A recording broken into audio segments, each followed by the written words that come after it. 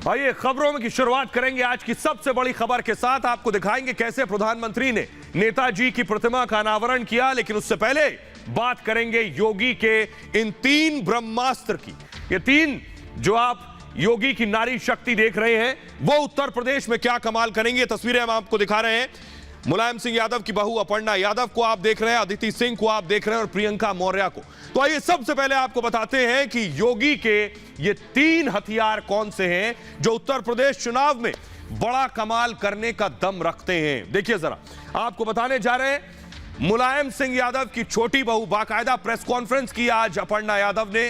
प्रतीक यादव की पत्नी अपर्णा, जिन्हें इस तरफ आप देख रहे हैं, समाजवादी पार्टी से भी चुनाव लड़ चुकी हैं अपर्णा यादव। समाजवादी पार्टी छोड़कर अब बीजेपी खेमे में आ चुकी हैं। ये देखिए जरा, अब टीम योगी से खेलेंगी अपर्णा, जो अब तक टीम अखिलेश में खेला करती थी। अखिलेश के नेतृत्व पर अपर्णा का बीजेपी में आना सवाल खड़े करता है। मुलायम परिवार में बिखराव की सुगबुगाहट है कि अब तक जो मुलायम की टीम से खेलती थी अब वो योगी की टीम से खेलेंगी। यादव वोट में टूट हो सकती है, इस तरह की आशंकाएं हैं। आपको याद होगा जिस वक्त शिवपाल यादव अखिलेश से अलग हुए थे, किस तरह पार्टी में बिखराव हुआ था। क्या वैसी परिस्थिति और स्थितियां बन सकती हैं। इसके अलावा महिला वोट पर भी असर डाल सकती हैं अपर्णा यादव। तो योगी का पहला हथियार। दूसरी है पोस्टर गर्ल। जी हां, पोस्टर गर्ल प्रियंका गांधी की प्रियंका मौर्य, जिन्हें इस वक्त आप देख रहे हैं, कांग्रेस की पोस्टर गर्ल रही, लड़की हूं लड़ सकती हूं मुहिम का चेहरा रही। ये भी योगी के ब्रह्मास्त्र में शामिल हो गई हैं। कांग्रेस छोड़ अब बीजेपी में आ चुकी हैं प्रियंका। ये देखिए, योगी की तरफ आकर खड़ी हो गई हैं प्रियंका। अब तक प्रियंका गांधी की तरफ खड़ी थी। इसके अलावा अगला नाम है अदिति सिंह का। टिकट में धांधलेबाजी का आरोप लगाया अदिति सिंह ने। इसके अलावा आपको बताऊं 40% महिला टिकट पर सवाल उठाए हैं। लड़की हूं लड़ सकती हूं कैंपेन पर सवाल उठाए कि 40% जो टिकट दिए जा रहे हैं इस पर सवाल उठाए। सवालों में अब प्रियंका का महिला सशक्तिकरण भी आ गया है। ये प्रियंका मौर्य ने सवाल उठाए हैं। अदिति सिंह की बात करेंगे। कभी अदिति सिंह प्रियंका गांधी की करीबी रही, सोनिया गांधी की करीबी रही, कांग्रेस विधायक रह चुकी हैं। अखिलेश सिंह की बेटी हैं अदिति सिंह और कांग्रेस के बड़े नेता रहे हैं अखिलेश सिंह। उनकी सुपुत्री है। रायबरेली में काफी दबदबा और दबाव माना जाता है। जब सोनिया गांधी वहां से चुनाव लड़ती थी, अदिति सिंह आगे बढ़कर उनके साथ खड़ी रहती थी। नाराजगी के बाद अदिति ने भी कांग्रेस छोड़ दी है और अब टीम योगी में आकर खड़ी हो गई है। ये आप देख रहे हैं। प्रियंका को चुनाव लड़ने की चुनौती दे दी अदिति सिंह ने कि प्रियंका वाड्रा आए और उनके सामने चुनाव लड़ें। कांग्रेस की कैंपेन को कोरी गलत बताया है और रायबरेली से उतरने की ललकार लगाई है। रायबरेली को गढ़ मानती है कांग्रेस, आपको बता दें, और अब यहां बड़ी सेंध लगने वाली है। तो ये योगी के ब्रह्मास्त्र हैं। लेकिन आइए अब आपको बताने जा रहा हूं कि ये जो 3 योगी के ब्रह्मास्त्र नारी शक्ति हैं, ये प्रचार में मैदान में उतर गई हैं।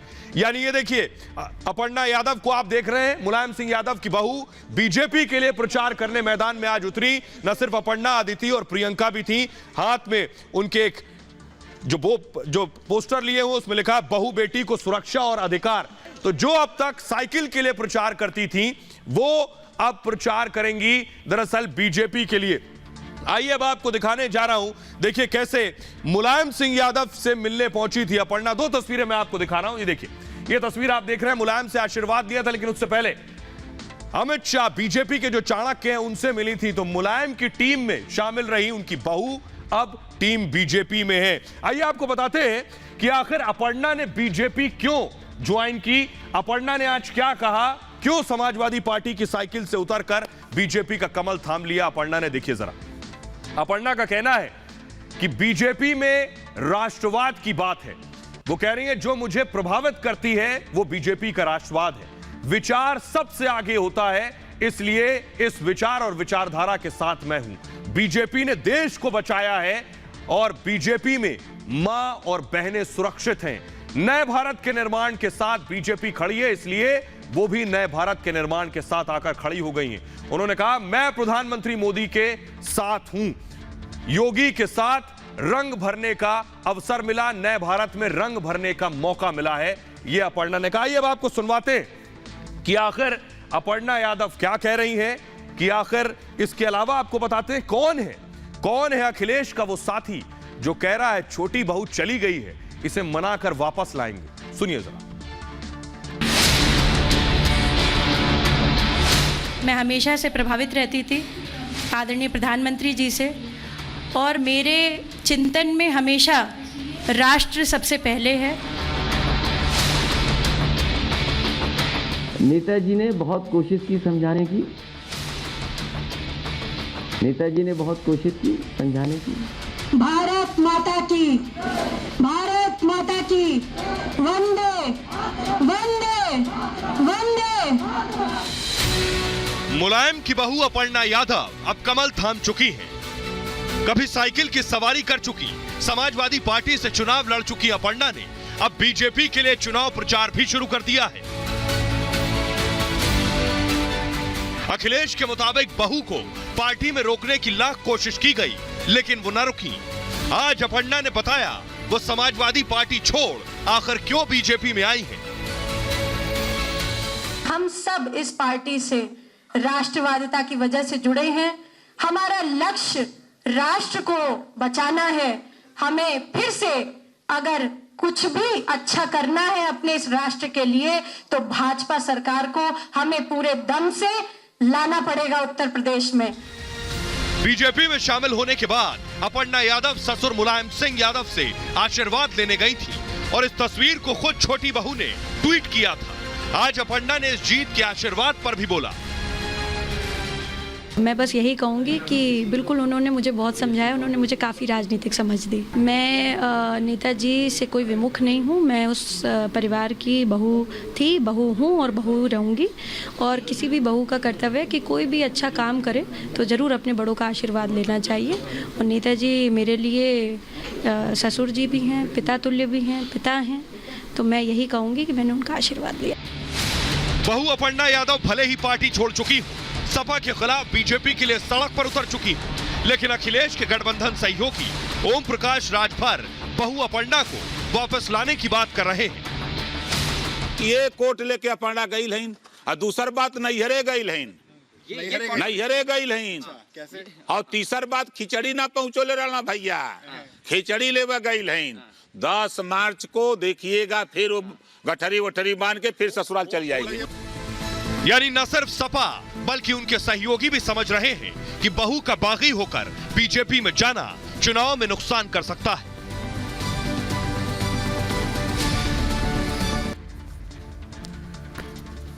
तो ओम प्रकाश राजभर कह रहे हैं बहू को मनाकर वापस लाएंगे, लेकिन अपर्णा बेशक बीजेपी में चली गई हो, लेकिन उनके पति प्रतीक यादव राजनीति में आने का शौक नहीं रखते हैं। प्रतीक राजनीति से दूर रहते हैं, मुलायम सिंह यादव के छोटे बेटे हैं। आइए आपको बताते हैं प्रतीक यादव आखिर सियासत से दूर क्यों हैं। अपर्णा के पति हैं प्रतीक, और प्रतीक अमूमन करते क्या है उनके बारे में आपको बताता हूं। प्रतीक को दरअसल राजनीति में प्रतीक यादव कोई रुचि नहीं रखते हैं। यह तस्वीर जो आप देख रहे हैं ये प्रतीक की है। खुद को प्रतीक एक बिजनेसमैन कहते हैं और बिजनेसमैन के रूप में ही सामने रखते हैं। दुनिया के सियासत से बहुत दूर रहते हैं। अमूमन पॉलिटिकल रैलीज में भी आपने प्रतीक को नहीं देखा होगा। प्रतीक का रियल एस्टेट का बिजनेस है, वो इसी बिजनेस में मशगूल रहते हैं। प्रतीक दरअसल आलीशान जिम के मालिक हैं। तस्वीर देखकर आप समझ सकते हैं कि आखिर उन्हें जिमिंग का शौक है। पूरे देश में प्रतीक चाहते हैं जिम की एक चेन खोलना, पूरे देश में जिम खोलना चाहते हैं वो। खुद भी प्रतीक बॉडी बिल्डर हैं, अपर्णा के पति हैं। जिम के फोटो अक्सर प्रतीक सोशल मीडिया पर शेयर करते रहते हैं, एक्सरसाइज करते हुए भी शेयर करते हैं। इसके अलावा देखिए तस्वीर में आपको दिखा रहा हूं, प्रतीक कारों का भी शौक रखते हैं, कारों के भी शौकीन हैं।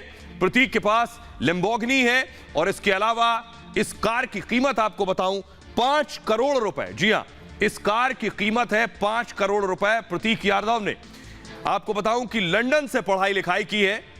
मुलायम सिंह के छोटे सुपुत्र लंदन में पढ़ाई की। अपर्णा के साथ प्रतीक ने प्रेम विवाह किया था, लव मैरिज की थी। खुद अपर्णा ने भी ब्रिटेन से पढ़ाई की है। जी हां, ब्रिटेन जाकर अपर्णा ने पढ़ाई की है। तो यह तो बात हो गई अपर्णा की, लेकिन सिर्फ अपर्णा नहीं, अपर्णा के अलावा योगी के ब्रह्मास्त्र में जो अगला नाम है वो है अदिति सिंह का, ये देख रहे हैं राहुल गांधी, और राहुल गांधी के ठीक बगल में जो खड़ी है ये है अदिति सिंह। मंच पर देखिए प्रियंका गांधी, राहुल गांधी और अदिति सिंह।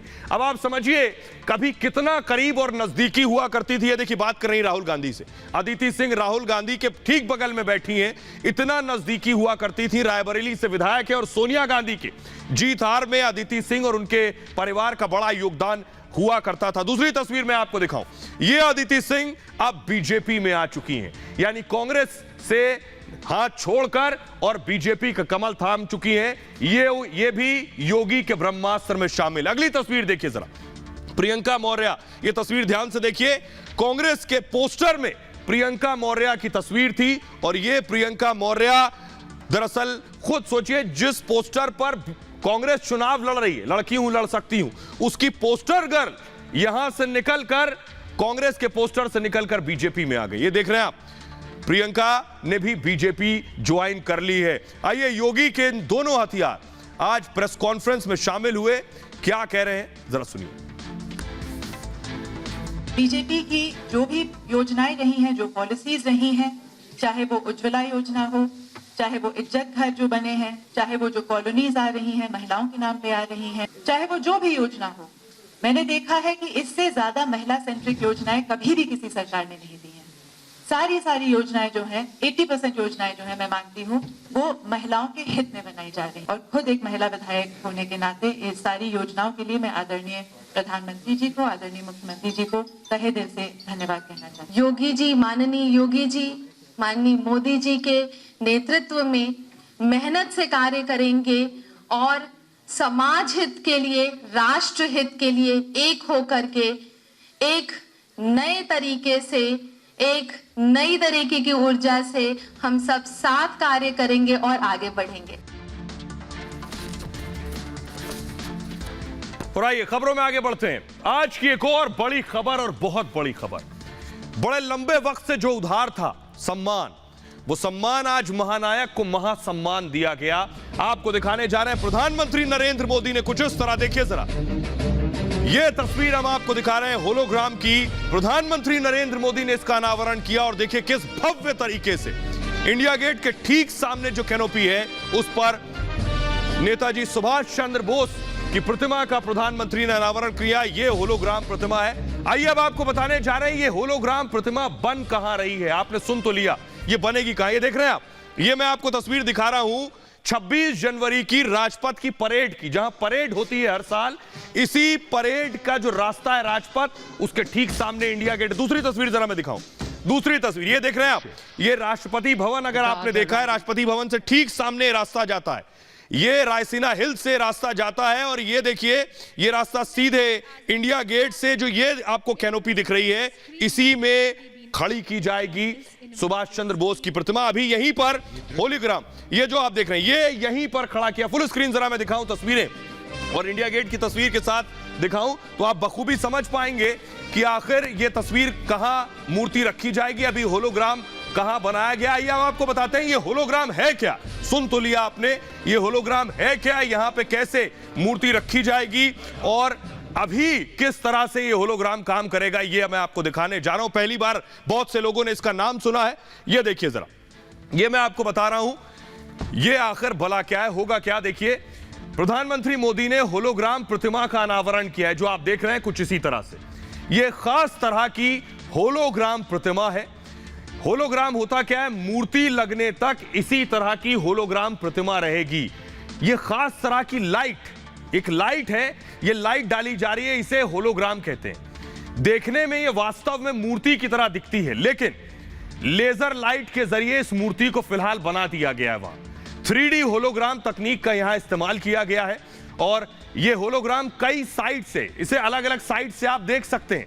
जिस तरह मूर्ति होती है उसी तरह ये होलोग्राम होगा, लेकिन ये वर्चुअल रूप से तैयार किया गया है, यानी लेजर लाइट के जरिए तैयार किया गया है। 3D फिल्म देखने के लिए आपको चश्मा लगाना होता है जब आप 3D फिल्म देखते हैं, लेकिन 3D होलोग्राम के लिए आपको चश्मा लगाना नहीं होगा।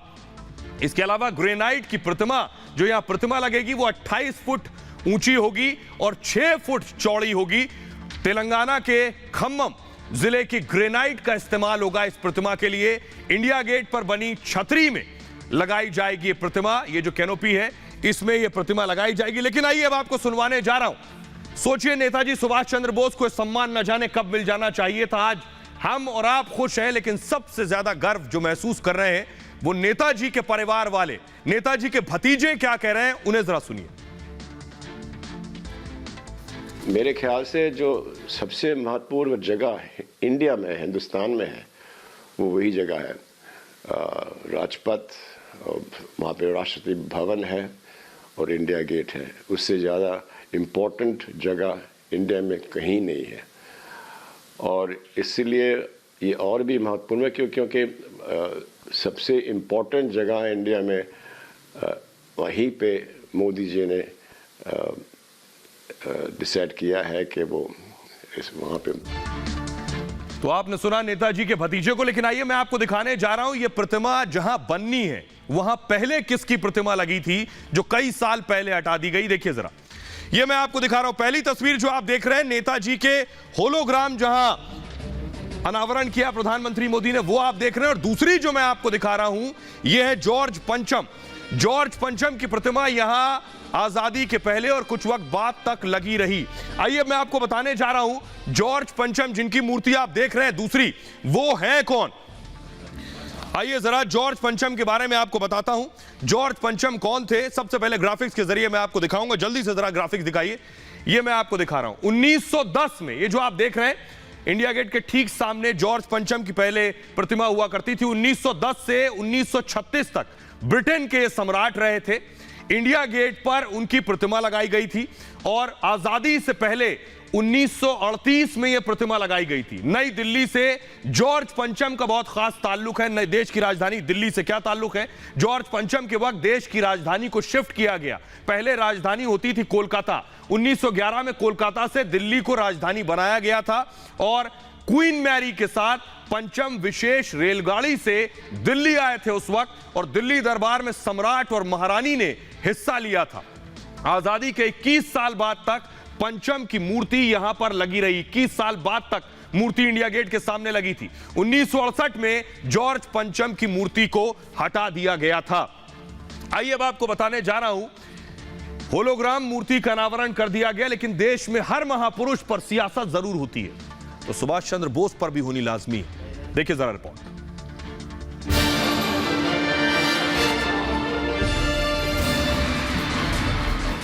नेताजी को आज वो सम्मान हासिल हुआ जिसके वो हकदार थे। आजादी के दशकों बाद देश उन गलतियों को डंके की चोट पर सुधार रहा है। प्रधानमंत्री मोदी ने नेताजी की 125वीं जयंती पर जैसे ही होलोग्राम मूर्ति का अनावरण किया, करोड़ों देशवासियों का सालों पुराना ख्वाब पूरा हो गया। जिन्होंने भारत की धरती पर पहली आजाद सरकार को स्थापित किया था, हमारे उन नेताजी की भव्य प्रतिमा आज डिजिटल स्वरूप में इंडिया गेट के समीप स्थापित हो रही है। भारत में राष्ट्रवाद ने ऐसी सृजनात्मक शक्ति का संचार किया है जो सदियों से लोगों के अंदर सोई पड़ी थी। हमें राष्ट्रवाद भी जिंदा रखना है। इस मौके पर पीएम मोदी ने कांग्रेस पर जोरदार हमला बोलते हुए कहा, आजादी की महान विभूतियों को नजरअंदाज किया गया, देश की संस्कृति से खिलवाड़ हुआ। ये दुर्भाग्य रहा कि आजादी के बाद देश की संस्कृति और संस्कारों के साथ ही अनेक महान व्यक्तित्वों के योगदान को मिटाने का काम किया गया। स्वाधीनता संग्राम में लाखों लाख देशवासियों की तपस्या शामिल थी, लेकिन उनके इतिहास को भी सीमित करने की कोशिश हुई। लेकिन आज आजादी के दशकों बाद देश उन गलतियों को डंके की चोट पर सुधार रहा है। एक तरफ मोदी सरकार नेताजी को वो सम्मान दिला रही थी जिसके वो हकदार हैं, लेकिन ममता बनर्जी ने नेताजी के नाम पर केंद्र सरकार पर हमला बोला। ममता ने कहा कि आप नेताजी की प्रतिमा दिल्ली में लगा रहे हैं क्योंकि हमने आप पर दबाव डाला था। नेताजी सुभाष चंद्र बोस की जयंती को राष्ट्रीय अवकाश घोषित करें। आइए अब आपको बताने जा रहे हैं, प्रधानमंत्री नरेंद्र मोदी ने कहा कि जिस सम्मान के नेताजी हकदार थे वो उन्हें लौटाया जाए। कैसे और क्या क्या प्रधानमंत्री नरेंद्र मोदी ने पिछले 7 सालों में नेताजी सुभाष चंद्र बोस के लिए किया है वो आपको बताने जा रहे हैं। बेशक इस पर सियासत तो खूब होती है, लेकिन हकीकत आपके सामने। गणतंत्र के जश्न की शुरुआत, यानी आज 23 जनवरी जो नेताजी का जन्म दिवस है, आज से गणतंत्र के जश्न की शुरुआत हो जाएगी 26 जनवरी तक। जयंती को पराक्रम दिवस के तौर पर मनाने का ऐलान प्रधानमंत्री नरेंद्र मोदी ने किया। 2016 में आपको याद होगा, मोदी ने ही बोस से जुड़ी हुई उन फाइलों को सार्वजनिक किया था जो अब तक गुप्त थीं। 100 गोपनीय फाइल का डिजिटल संस्करण सार्वजनिक किया और नेताजी के परिवार ने फाइल सार्वजनिक करने की उस वक्त मांग की थी। नेताजी के नाम पर पुरस्कार का ऐलान किया गया और आपदा प्रबंधन से जुड़े लोगों को पुरस्कार दिया गया। नेताजी की होलोग्राम प्रतिमा का आज अनावरण किया, वो तस्वीर मैंने आपको दिखाई, और इंडिया गेट पर नेताजी की मूर्ति लगाने का ऐलान किया। यह प्रधानमंत्री नरेंद्र मोदी ने अब तक किया है। लेकिन एक सवाल बहुत बड़ा है और लाजमी है कि क्या सुभाष चंद्र बोस को नजरअंदाज किया गया? इतिहासकार ये सवाल उठाते हैं। आज के बहुत से विशेषज्ञ ये कहते हैं कि दोनों को, क्या नेहरू के आगे सुभाष चंद्र बोस को नजरअंदाज किया गया? बहुत सी किताबें लिखी गई, वो तस्वीर जरा किताबों की मैं आपको दिखाऊं। बहुत सी किताबें लिखी गई जो कहती हैं कि खासतौर पर जीडी बख्शी की किताब एन इंडियन समुराय जो ये कहती है कि नेहरू नहीं बोस थे प्रधानमंत्री और बोस ने ही आजादी दिलाई। आइए आपको बताने जा रहे हैं इन किताबों में ऐसा लिखा क्या है। देखिए जरा, पहली बार आप ये जानने जा रहे हैं कि आखिर इन किताबों में क्या लिखा है जो ये कहती है कि पहले प्रधानमंत्री सुभाष चंद्र बोस थे। ये आपके सामने, ध्यान से पढ़िएगा। नेताजी ने बनाई थी आजाद हिंद की पहली सरकार, पहले पीएम नेताजी होते। 21 अक्टूबर 1943 को एक अस्थाई सरकार बना दी थी, 1943 में ही। अस्थाई सरकार के प्रधानमंत्री खुद सुभाष चंद्र बोस थे। सुभाष चंद्र बोस ने इसका नाम आजाद हिंद सरकार रख दिया था और दूसरे विश्व युद्ध के दौरान सिंगापुर में इसका गठन कर दिया था। जल्दी से मूव करेंगे। जर्मनी, इटली समेत 8 देशों ने उस वक्त भारत की सरकार को और खुद सुभाष चंद्र बोस को प्रधानमंत्री के तौर पर मान्यता दे दी थी। नेताजी की सरकार को निर्वासित सरकार भी कहते हैं। आजाद हिंद सरकार के पास अपना बैंक और अपनी करेंसी हुआ करती थी। आपको बताऊं, अंग्रेजों को देश से भगाने के लिए सशस्त्र संघर्ष किया था। जापान ने अंडमान निकोबार द्वीप को नेताजी को उस वक्त सौंप दिया था, सोचिए। और देश की आजादी में आजाद हिंद फौज का बहुत अहम योगदान है।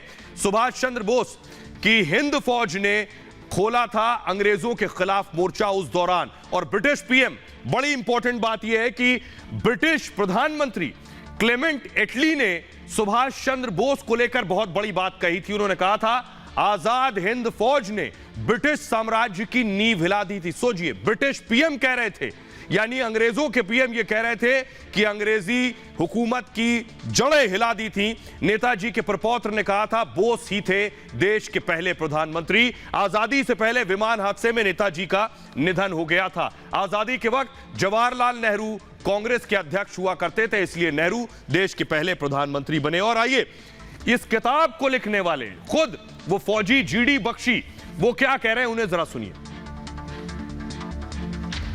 21 अक्टूबर 1943 को बोस ने आजाद हिंद सरकार की स्थापना और घोषणा करी थी सिंगापुर से, और उसमें जो एक आजाद हिंद सरकार का गठन किया था और आजाद हिंद फौज को वो जो है उन्होंने एक प्रॉपर फौज की तरह खड़ा किया।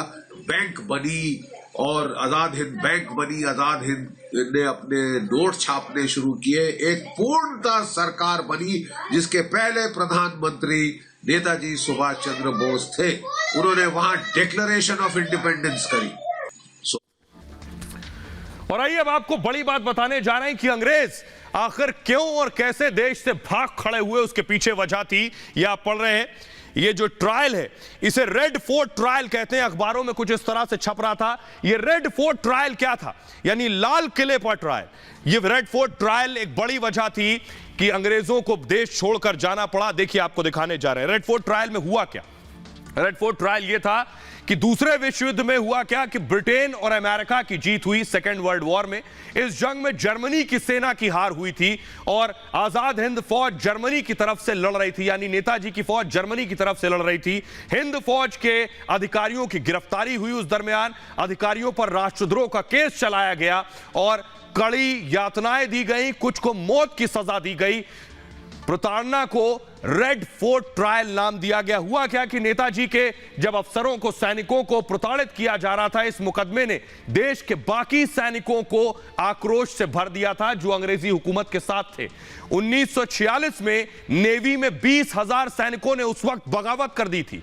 ब्रिटिश हुकूमत के खिलाफ बगावत शुरू हुई और उसके बाद इस बगावत से दूसरी सेनाएं भी प्रेरित हो गई और इतनी प्रेरित हो गई कि एयरफोर्स, सशस्त्र सेना में भी बगावत शुरू हो गई। यही डर ब्रिटिश साम्राज्य को और ज्यादा खौफजदा कर रहा था। 2.5 लाख भारतीयों को ब्रिटिश सेना ने डर की वजह से हटा दिया था।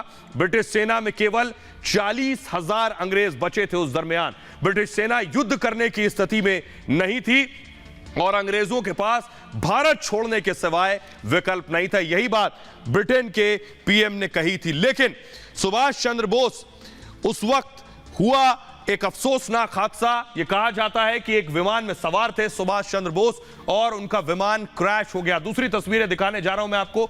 एक विमान जो ताइवान के ऊपर से उड़ रहा था, ये तस्वीरें दिखा रहे हैं। ये बताया जाता है वो विमान क्रैश उस वक्त हुआ, क्या परिस्थिति थी, कैसे वो विमान क्रैश हुआ।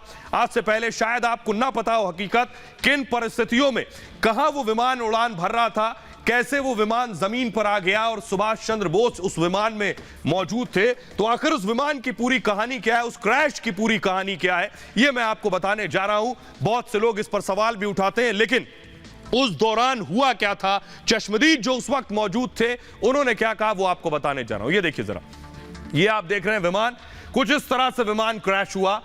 ताइवान के ताइपे शहर में नेताजी का विमान क्रैश हुआ और प्लेन में सुभाष चंद्र बोस जहां बैठे थे उसके ठीक ऊपर पेट्रोल टैंक था। पेट्रोल टैंक नेताजी के ठीक ऊपर था। हुआ क्या कि जब विमान क्रैश हुआ तो टैंक नेताजी पर, पेट्रोल टैंक नेताजी पर गिर गया। टैंक गिरने से नेताजी पूरी तरह पेट्रोल में भीग गए। प्लेन में नेताजी के साथ कर्नल हबीब मौजूद थे उस वक्त। कर्नल हबीब ने हादसे की पूरी कहानी बताई। उनके मुताबिक क्रैश के बाद नेताजी निकले विमान से, शरीर पर पेट्रोल था पूरा और स्वेटर में आग लग गई थी सुभाष चंद्र बोस के। वो बुरी तरह से जल रहे थे। आप अंदाजा लगा सकते हैं, नेताजी को लगा कि वो अब नहीं बचेंगे। नेताजी ने देशवासियों के लिए उस वक्त एक संदेश छोड़ा और कर्नल हबीब से कहा था कि हिंदुस्तान जरूर जीतेगा। उन्होंने उस वक्त कहा था, मैं आखिरी दम तक आजादी के लिए लड़ा हूं और आजादी की लड़ाई आगे भी जारी रखें। कर्नल हबीब ने एक साक्षात्कार, एक इंटरव्यू में कहा 10 मिनट में वहां बचाव दल मौके पर पहुंच गया, लेकिन बचाव दल के पास एम्बुलेंस नहीं थी और नेताजी को उसके बाद ट्रक में रखकर अस्पताल तक पहुंचाया गया। डॉक्टर तानेयाशी ने सबसे पहले नेताजी को देखा। तानेयाशी ने 1946 में उनसे हांगकांग में सवाल जवाब हुए। ब्रिटिश अधिकारी ने यह दावा किया उस वक्त कि नेताजी और हबीब मरीजों से अलग रखे गए थे। खून चढ़ाने के लिए नेताजी की नस नहीं मिल रही थी उस दौरान। इतने मजबूत थे वो कि एक बार भी नहीं चिल्लाए। दूसरे कमरे में जो बाकी लोग उस हादसे में घायल हुए थे वो सब चीख रहे थे। नेताजी को बहुत प्यास भी लगी हुई थी उस वक्त और जापानी भाषा में उन्होंने पानी मांगा। 18 अगस्त को नेताजी का निधन हो गया। 4 दिन तक पार्थिव शरीर वहीं रखा गया। ताइपे में ही उनका अंतिम संस्कार किया गया और 22 अगस्त को उनका अंतिम संस्कार किया गया। तो यह बात हो गई जो कर्नल हबीब ने कही, लेकिन नेताजी के परिवार को आज भी संशय है, आज भी उनके जहन में ढेरों सवाल है। उनके भतीजे क्या कह रहे हैं, जरा वो सुनिए। 1945 में अभी भी मिस्ट्री है। वो प्लेन क्रैश तो मेरे ख्याल से, मेरे फैमिली के ख्याल से प्लेन क्रैश तो हुई नहीं और अभी भी वो कहानी बाकी है और हम आशा करते हैं कि और जो फाइल्स हैं उनके बारे में इंडियन गवर्नमेंट के पास। और आइए अब मैं आपको बताता हूं, इस क्रैश की अब जांच शुरू हो गई है, क्योंकि नेताजी के परिवार, न सिर्फ परिवार बल्कि देश भी जानना चाहता है कि आखिर इसकी हकीकत क्या है। तो आइए अब आपको दिखाता हूं क्रैश की जांच कैसे शुरू हुई है। 18 अगस्त 1945 को दरअसल मौत की खबर आई, और सवाल क्यों खड़े होते हैं। मौत की जांच के लिए एक दो नहीं तीन कमीशन, 3 आयोग बनाए गए। जापान की संस्था ने इस खबर को छापा और जिसमें नेताजी की मौत का दावा किया उस वक्त, वो ये खबर 23 अगस्त को छापी गई। इसके बाद कहा गया कि विमान हादसे में उनकी मौत हो गई, लेकिन यह विमान हादसा ताइवान में हुआ था और उस दौरान ताइवान जो था वो जापान के कब्जे में था। कुछ दिन बाद एक और रिपोर्ट छपी और विमान हादसे को इस रिपोर्ट ने नकार दिया। सवाल यहीं से खड़े होते हैं, इस रिपोर्ट ने कहा कि कोई हादसा हुआ ही नहीं, तो सवाल ये हादसा नहीं हुआ तो फिर मौत कैसे हो गई। ताइवान ने नेताजी की मौत पर सवाल उठाए और मौत की जांच के आदेश दिए, और भारतीय दस्तावेजों में मौत की वजह आज भी हादसा लिखा हुआ है। विमान लापता होने का दावा किया गया। नेहरू सरकार पर जासूसी का आरोप भी लगा। उस दौरान बोस के परिवार की जासूसी का आरोप लगा और लोग ये मानते हैं कि नेहरू सरकार को भी दरअसल शक था और इसलिए परिवार की जासूसी की गई। जासूसी को लेकर 2 फाइलें भी अब तक सामने आ चुकी हैं। आइए अब आपको दिखाने जा रहा हूं मैं कि इससे पहले आगे बढ़े, आपको दिखाऊं, पिछले दिनों ये तस्वीरें चल रही थी। 2 तस्वीरें आप देख रहे हैं, ये सुभाष चंद्र बोस की तस्वीर है और ये गुमनामी बाबा की तस्वीर है, जो हूबहू उनकी तरह दिखाई देते हैं। कहा गया कि गुमनामी बाबा ही सुभाष चंद्र बोस हो सकते हैं, क्योंकि बहुत सी चीज दोनों की मिलती है। दोनों के चश्मे एक जैसे थे, दोनों के बोलने का तरीका एक जैसा था, और आज 23 जनवरी के दिन कुछ लोग थे जो गुमनामी बाबा से मिलने जाया करते थे। बहरहाल आज उन्हें असली सम्मान मिला है और अभी बहुत कुछ उनके लिए किया जाना बाकी है। फिलहाल आप अपना बहुत ख्याल रखिए। ये भारत की बात है में इतना ही। लौट रहे हैं कुछ और बड़ी खबरों के साथ।